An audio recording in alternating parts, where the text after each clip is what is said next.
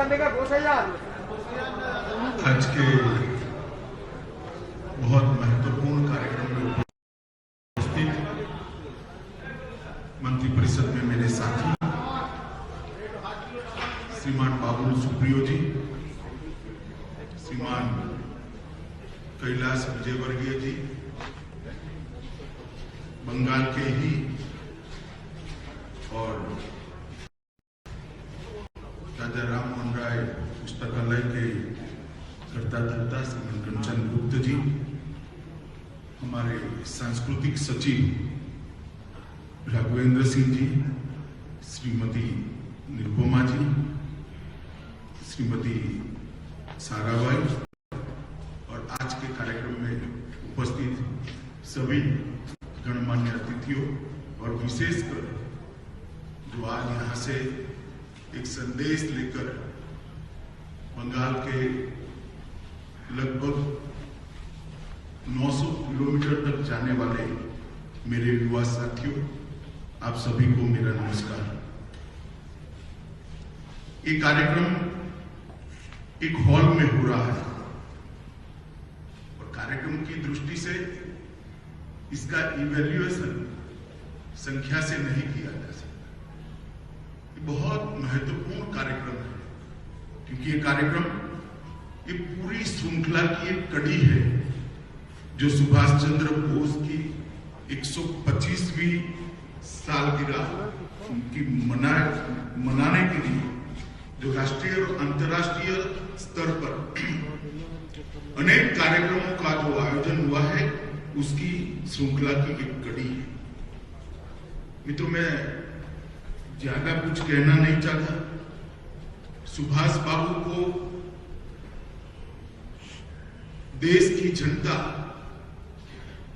इतने साल के बाद भी इतने ही प्यार और सम्मान से याद करती है जितना वो जीवित थे और संघर्ष करते थे तब याद करती है। बहुत प्रयास हुआ है कि सुभाष बाबू को भुला दिया जाए, परंतु उनका कर्तृत्व, उनकी देशभक्ति और उनका सर्वोच्च बलिदान शायद कोई कितना भी प्रयास करे, पीढ़ियों तक भारतवासियों के जहन में जस का तस रहने वाला है।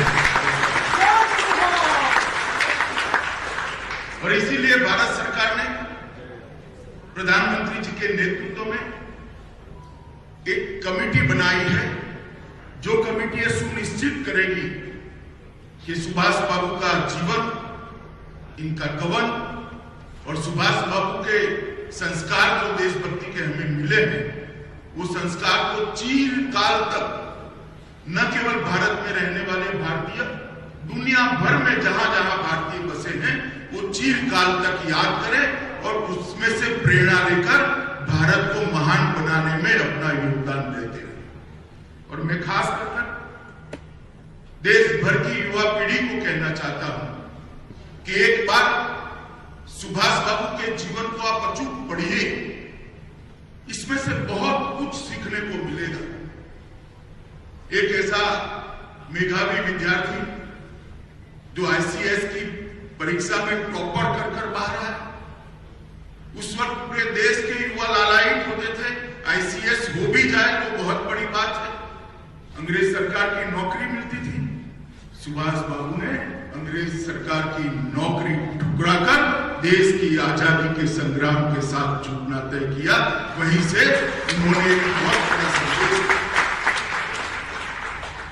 इसका कोई रिकॉर्ड नहीं है कि इन्होंने आज आईसीएस की परीक्षा क्यों दी होगी, क्योंकि बाल सुभाष के मन में ही देश भक्ति के रास्ते पर, देश की स्वतंत्रता के रास्ते पर जाने का तय होगा।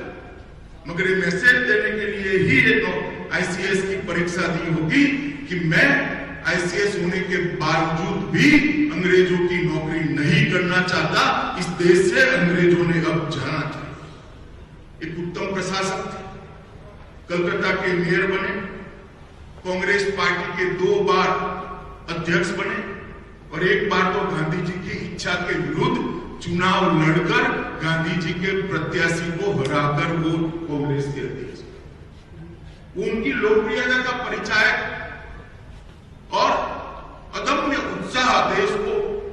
कर कर आजादी देना, और इसमें से कोई चीज, कोई प्रयास, कोई रास्ता बाकी न छोड़ो।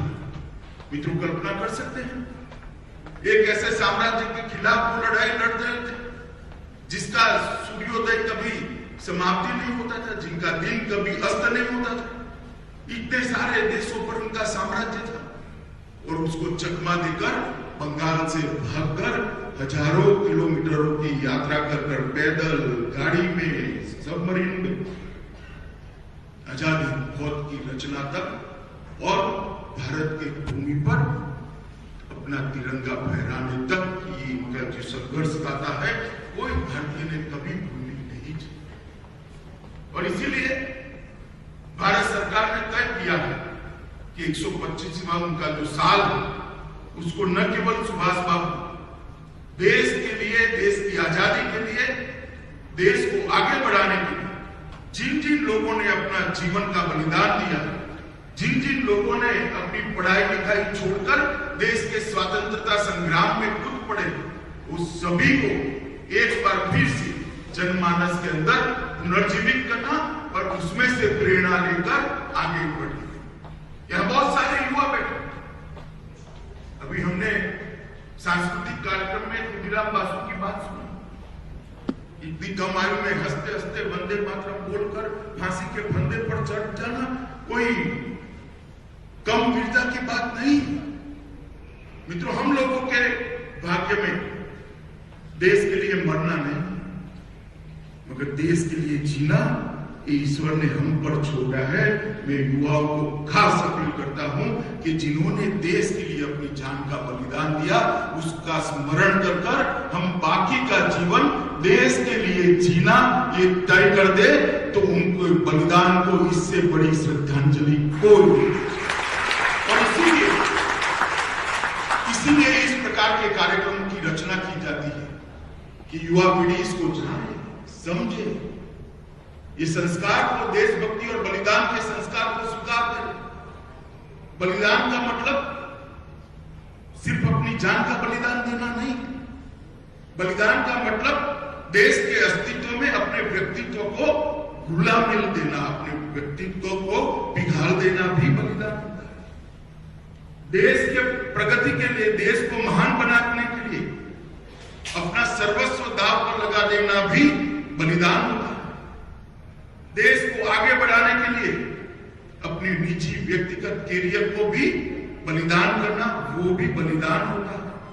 जब आजादी मिल गई, हजारों लाखों बलिदानियों की बलिदान के आधार पर, तब हम देश को कहां ले जाना चाहते? वो देश की युवा पीढ़ी ने तय करना पड़ेगा।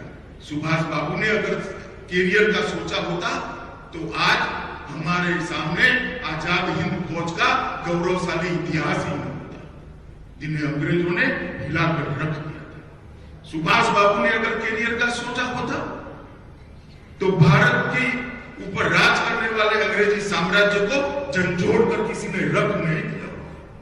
सुभाष बाबू ने अगर अपनी कैरियर का सोचा होता तो देश के करोड़ों युवाओं को 125 साल के बाद भी वो प्रेरणा स्रोत न मिला होता, जिस प्रेरणा स्रोत के आधार पर आज करोड़ों युवा अपना जीवन को उस रास्ते पे ले जाने।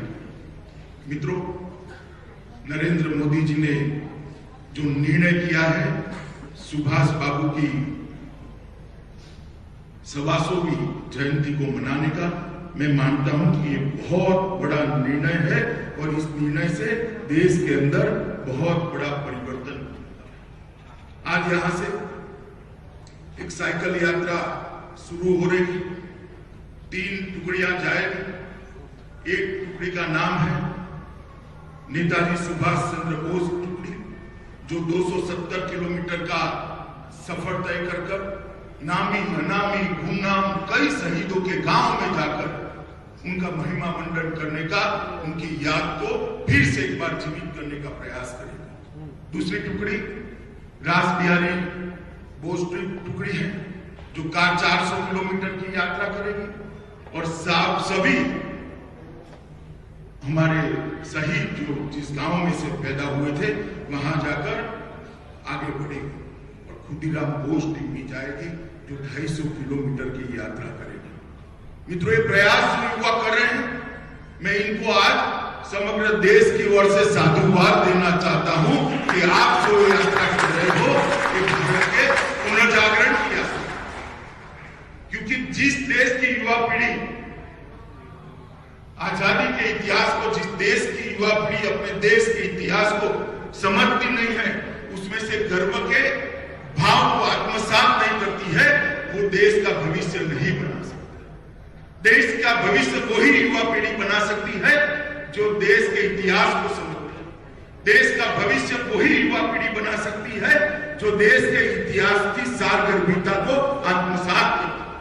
देश का भविष्य वही युवा पीढ़ी बना सकती है जिन्होंने देश के लिए बलिदान दिया, उनके प्रति दिल में सम्मान रखती है और उनके उद्देश्यों को पीढ़ी दर पीढ़ी आगे ले जाने का जज्बा रखती है।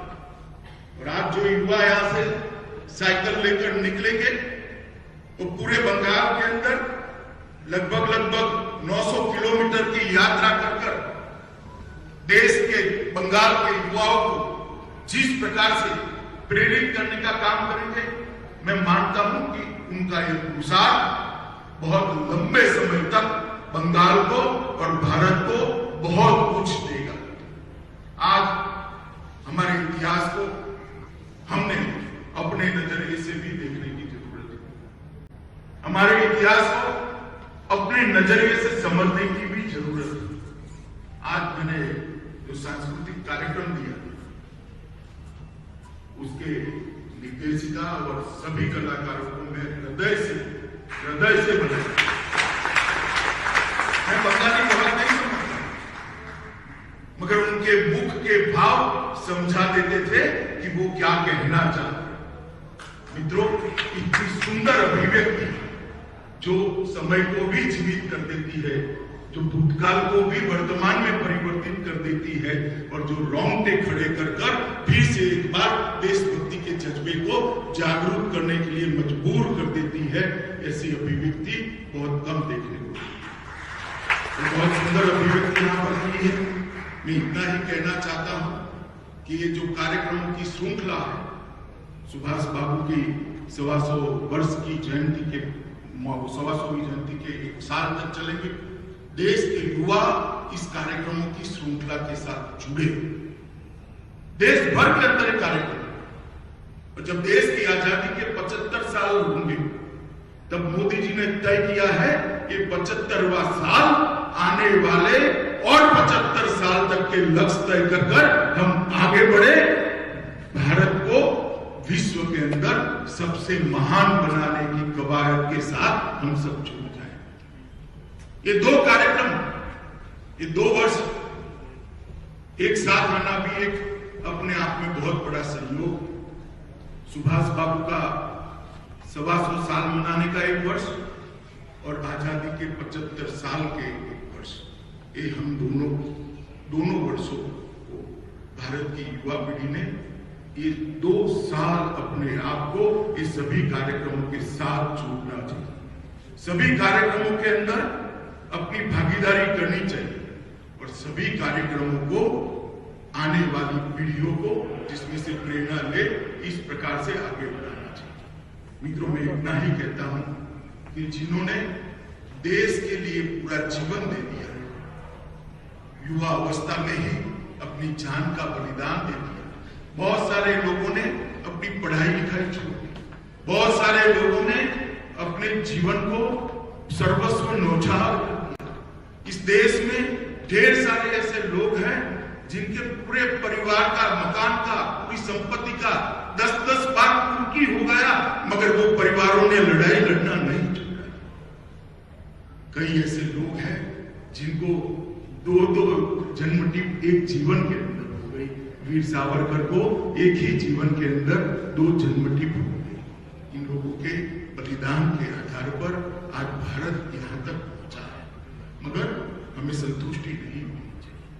इन लोगों ने बलिदान सिर्फ आजादी के लिए नहीं दिया, इन लोगों ने बलिदान दिया था भारत माता फिर से एक बार विश्व गुरु के स्थान पर अपने दैदीप्यमान स्वरूप के साथ विराजित हो, इसके लिए बलिदान दिया था। और जब तक इसकी यदि हम नहीं कर लेते हमें चैन लेने का कोई अधिकार नहीं। और इसी बंगाल की भूमि से एक आर्षद्रष्टा, एक मनीषी ऋषि अरविंद ने एक भविष्यवाणी की थी, और उसी अरविंद की भविष्यवाणी को मैं ईश्वर के आशीर्वाद समझता हूँ। वो सच होने के लिए ही होती है। उन्होंने भविष्यवाणी की थी कि भारत इतना आगे बढ़ेगा कि फिर से एक बार हम भारत माता को विश्व गुरु के स्थान पर देखा। श्री अरविंद के शब्दों को सत्य में परिवर्तित करने के लिए हम लोगों ने हमारा बाकी का जीवन इस रास्ते पर देना चाहिए, ऐसा मेरा बहुत मानना है।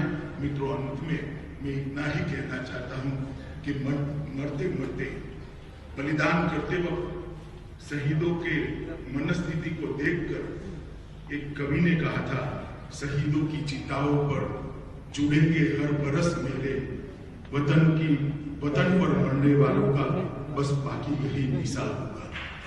मैं इससे आगे मेरे तो जरूर लगाने चाहिए, इनकी चिताओं पर हर साल मेरे लगाने चाहिए, मगर जिस उद्देश्य के लिए उन्होंने शहीदी दी है उस उद्देश्य की परिपूर्ति के लिए मेले के साथ साथ अपना जीवन भी लगा देना चाहिए। फिर से एक बार साइकिल लेकर निकलने वाले सभी युवाओं को बहुत बहुत अभिनंदन भी देता हूँ, शुभकामनाएं भी देता हूँ, और सांस्कृतिक मंत्रालय को एक बहुत अच्छी प्रस्तुति के लिए, सभी कलाकारों को बहुत अच्छी प्रस्तुति के लिए मन से साधुवाद देना चाहता हूँ। वंदे मातरम।